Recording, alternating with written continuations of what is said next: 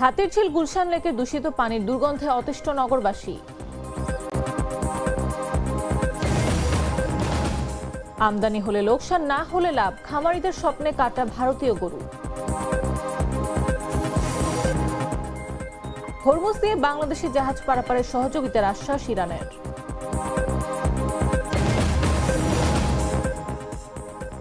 ইরানের সঙ্গে যুদ্ধবিরতি বাড়ানোর ঘোষণা ট্রাম্পের, তবে থাকবে অবরোধ।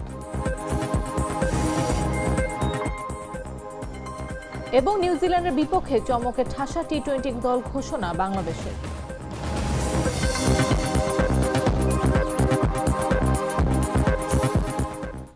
বেলা 11টা নিউজের সবাইকে আমন্ত্রণ। সাথে আছে আমি নাফিস আব্দুল্লাহ।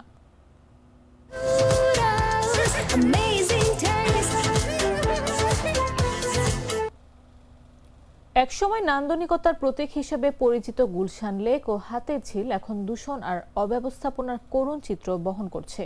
দুর্গন্ধ, ময়লা আর অবহেলায় এসব জলাধার হারাচ্ছে প্রাণ। বিশেষজ্ঞরা সতর্ক করছেন, এখনই কার্যকর উদ্যোগ না নিলে ঢাকার এই গুরুত্বপূর্ণ জলাধারগুলো পরিণত হতে পারে মৃত জলাশয়। আর সেটি হলে বসবাসের জন্য ঢাকা হয়ে উঠবে আরও বেশি সংকটময়।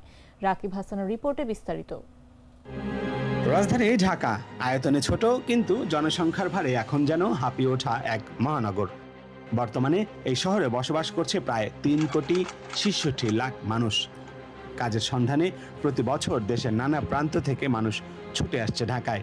তবে প্রশ্ন উঠছে, এই শহরের ধারণ ক্ষমতা আসলে কতটুকু?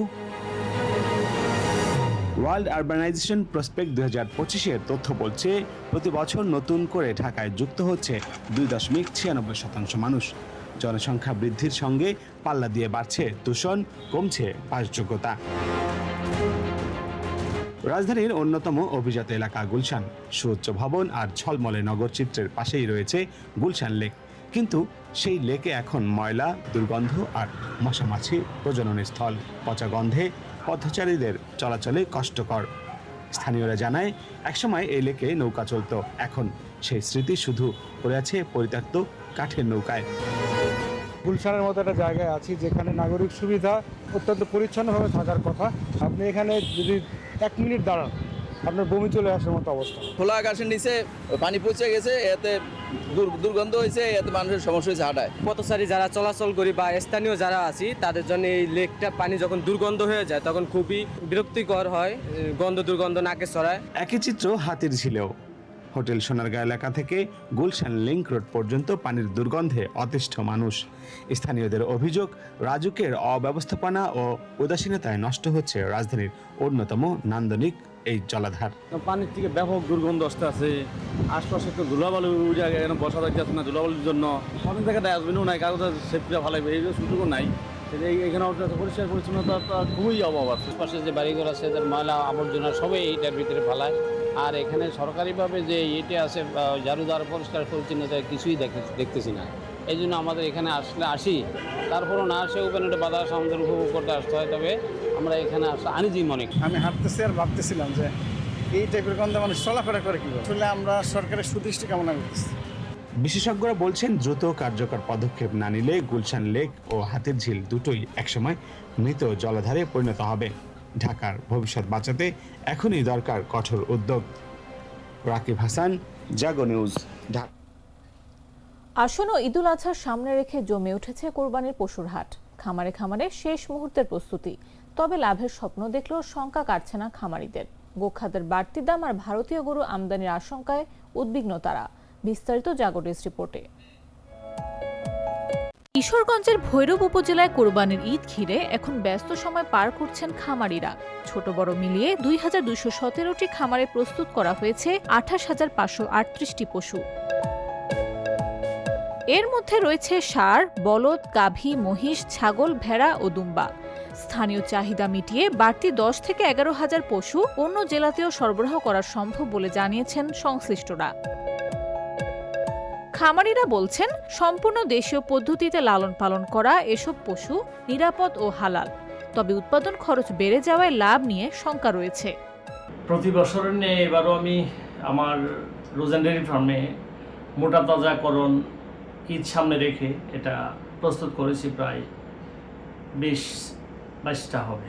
আমাদের তো জিনিসপত্রের দাম এমনিতেই অনেক বেশি, দাম বেশি, গরুর গোখাদ্য যে অবস্থা গরুর খাদ্যের, এটা ওভারঅল সবসময় একটু বেশি থাকে, তবে এবারের তুলনাটা একটু অন্যরকম। দেশের অবস্থা তো পুরো পৃথিবীর অবস্থা একটা অন্যরকম অবস্থা। আমরা অনেক দুশ্চিন্তার মধ্যে আছি, সব কিছুই হাতের নাগালে পাচ্ছি না। আর গরুর খাদ্যটা অনেক দাম। জমিতে যে ঘাস করা, এটা মোটামুটি এবার ভালোভাবে করছি, এটার ফলন ভালো হয়েছে। গোখাদ্যের দাম বাড়ায় এবার পশু মোটাজাতকরণে খরচ বেড়েছে কয়েক গুণ। তবুও কোনো ক্ষতিকর ওষুধ ব্যবহার না করে প্রাকৃতিক উপায়ে পশু প্রস্তুত করেছেন খামারিরা।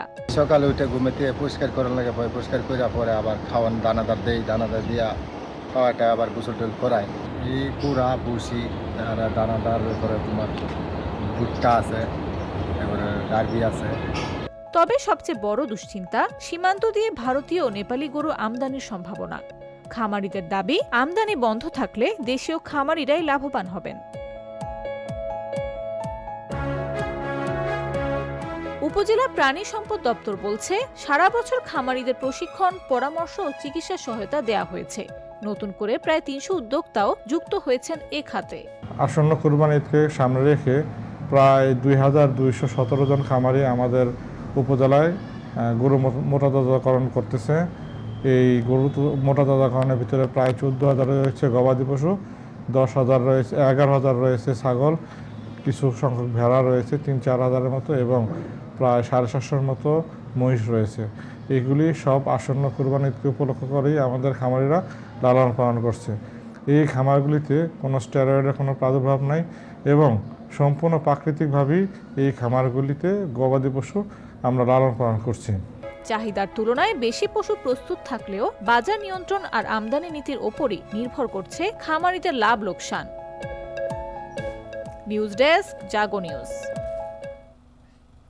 ভারতের পশ্চিমবঙ্গের 17তম বিধানসভা নির্বাচনের কারণে লালমনিরহাটের বুড়িমারি স্থলবন্দরে টানা 4 দিন আমদানি রপ্তানি কার্যক্রম বন্ধ থাকছে। তবে বাণিজ্যিক কার্যক্রম বন্ধ থাকলেও জরুরি চিকিৎসা সংক্রান্ত ভিসাধারী যাত্রী ও ভারতীয় নাগরিকদের জন্য সীমিত পরিসরে যাতায়াতের সুযোগ উন্মুক্ত রাখা হয়েছে। সংশ্লিষ্ট বন্দর সূত্রে জানা যায়, পশ্চিমবঙ্গের কোচবিহার জেলা নির্বাচনের কারণে ভারতের চ্যাংরাবান্ধা স্থলবন্দর মঙ্গলবার থেকে বৃহস্পতিবার পর্যন্ত 3 দিন বন্ধ থাকবে। এর সঙ্গে শুক্রবার বাংলাদেশের সাপ্তাহিক ছুটি যুক্ত হওয়ায় টানা 4 দিন বন্দরের বাণিজ্যিক কার্যক্রম পুরোপুরি স্থবির থাকছে। আগামী 25 এপ্রিল থেকে পুনরায় বন্দরের কার্যক্রম স্বাভাবিক হবে। ভারতের নির্বাচন কমিশনের নির্দেশনা অনুযায়ী নির্বাচনকালে নিরাপত্তা নিশ্চিত করতে সীমান্ত এলাকায় কড়াকড়ি ও চলাচলে কঠোর নিয়ন্ত্রণ আরোপ করেছে কোচবিহার জেলা প্রশাসন। সীমান্ত এলাকা এক প্রকার সিলগালা করে সেখানে আইন শৃঙ্খলা রক্ষাকারী বাহিনীর কড়া নজরদারি বাড়ানো হয়েছে।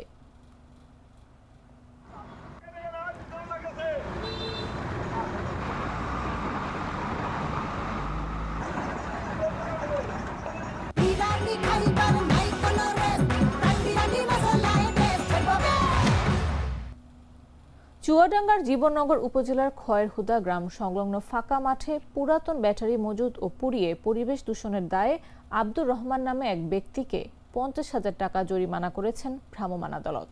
মঙ্গলবার বিকেলে চুয়াডাঙ্গা জেলা প্রশাসনের সহকারী কমিশনার ও এক্সিকিউটিভ ম্যাজিস্ট্রেট সাগর দেয়ের নেতৃত্বে এই অভিযান পরিচালিত হয়।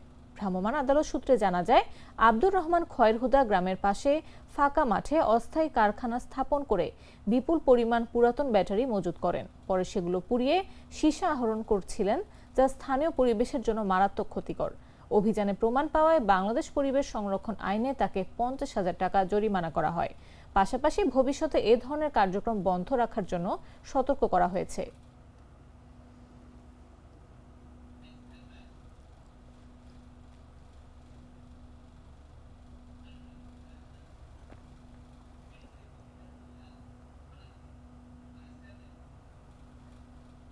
হরমুজ প্রণালী দিয়ে বাংলাদেশি জাহাজের নিরাপদ যাতায়াতের সুযোগ পাওয়ার ক্ষেত্রে প্রচেষ্টা অব্যাহত রাখার আশ্বাস দিয়েছে ঢাকার ইরান দূতাবাস।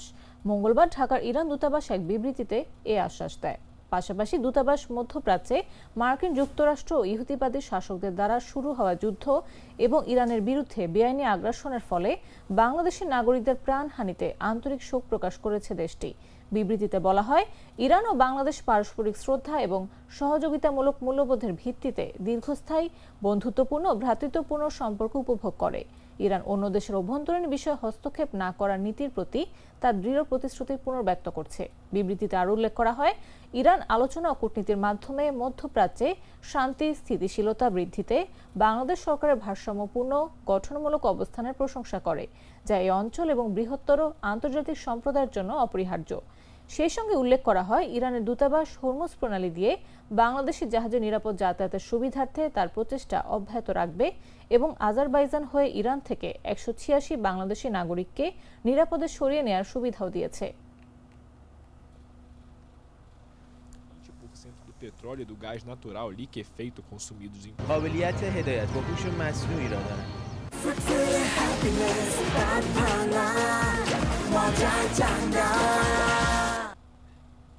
জানাবো আন্তর্জাতিক সংবাদ।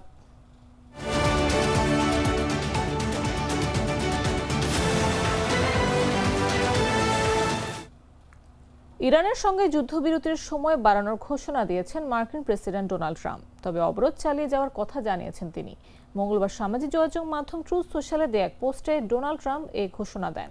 মার্কিন প্রেসিডেন্ট বলেন, ইরান সরকার মারাত্মকভাবে বিভক্ত হয়ে পড়েছে, যা অপ্রত্যাশিত ছিল না। এই বাস্তবতার ভিত্তিতে এবং পাকিস্তানের ফিল্ড মার্শাল আসিম মনির ও প্রধানমন্ত্রী শেহবাজ শরীফের অনুরোধে আমাদের বলা হয়েছে ইরানের ওপর আক্রমণ স্থগিত রাখতে, যতক্ষণ না তাদের নেতা ও প্রতিনিধিরা একটি ঐক্যবদ্ধ প্রস্তাব নিয়ে আসতে পারেন। তাই সামরিক বাহিনীকে অবরোধ অব্যাহত রাখার নির্দেশ দেওয়া হয়েছে এবং অন্য সব ক্ষেত্রে প্রস্তুত ও সক্ষম রাখতে বলা হয়েছে। সেই সঙ্গে এই যুদ্ধবিরতির মেয়াদ ততক্ষণ পর্যন্ত বৃদ্ধি হবে যতক্ষণ না তাদের প্রস্তাব জমা দেওয়া হয় এবং আলোচনা কোনো না কোনোভাবে সমাপ্ত হয় বলেও মন্তব্য করেন ট্রাম্প।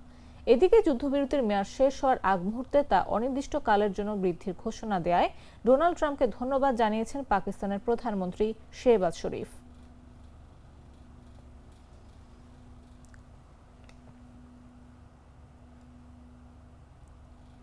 যুক্তরাষ্ট্রের প্রেসিডেন্ট ডোনাল্ড ট্রাম্প ইরানের সঙ্গে যুদ্ধবিরতির মেয়াদ বাড়ানোর ঘোষণা দিলেও আন্তর্জাতিক বাজারে তেলের দাম কমেনি, বরং বেড়েছে। একই সঙ্গে অস্থিরতা দেখা গেছে যুক্তরাষ্ট্রের শেয়ার বাজারেও। বুধবার যুদ্ধবিরতির সময়সীমা শেষ হওয়ার কথা ছিল, কিন্তু তার কয়েক ঘন্টা আগেই এর মেয়াদ বাড়ানোর ঘোষণা দেন ট্রাম্প, যাতে ইরান নতুন প্রস্তাব দেওয়ার সময় পায়। তবে এর আগেই বাজারে নেতিবাচক প্রভাব পড়তে শুরু করে।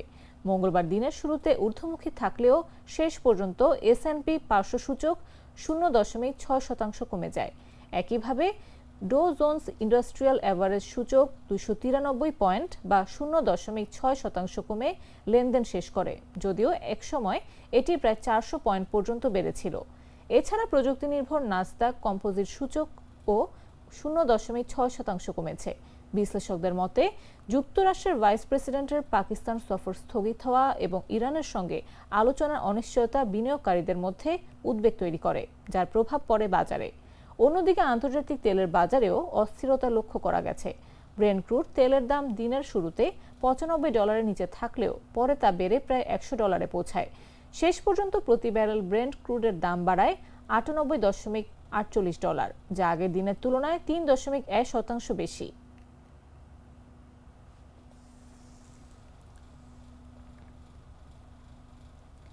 এবারে খেলার খবর।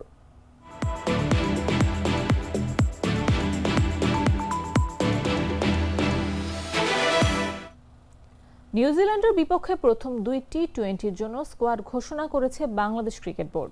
এই 2 ম্যাচের জন্য অভিজ্ঞ পেসার মোস্তাফিজুর রহমান, তাসকিন আহমেদ এবং নাহিদ রানাকে বিশ্রামে রাখা হয়েছে। প্রথমবারের মতো জাতীয় দলে ডাক পেয়েছেন pace bowling allrounder Abdul Gaffar Saqlain. 28 বছর বয়সী এই ক্রিকেটারকে টি-20 ফরম্যাটের উপযোগী বোলিং দক্ষতা ও নিচের দিকে পাওয়ার হিটিং সামর্থ্যের কারণে বিবেচনায় আনা হয়েছে।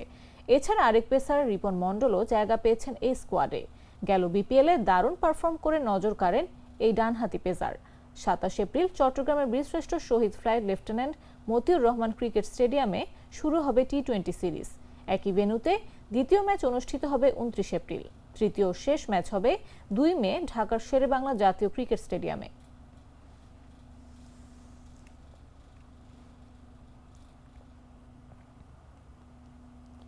সংবাদ শেষ করার আগে শিরোনামগুলো জানিয়ে দিচ্ছি আরো একবার।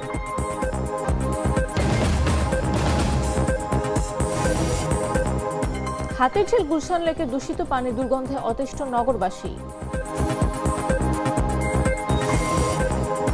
আমদানি হলে লোকসান, না হলে লাভ, খামারিদের স্বপ্নে কাটা ভারতীয় গরু। পশ্চিমবঙ্গের নির্বাচন টানা 4 দিন বন্ধ থাকছে বুড়িমারি স্থলবন্দর।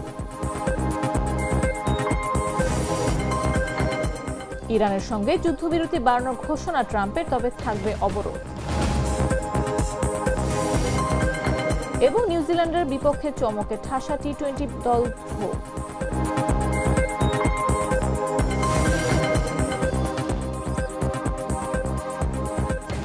দর্শক, এই ছিল এখনকার মতো। এরপর দেখবেন দুপুর 1টা নিউজ।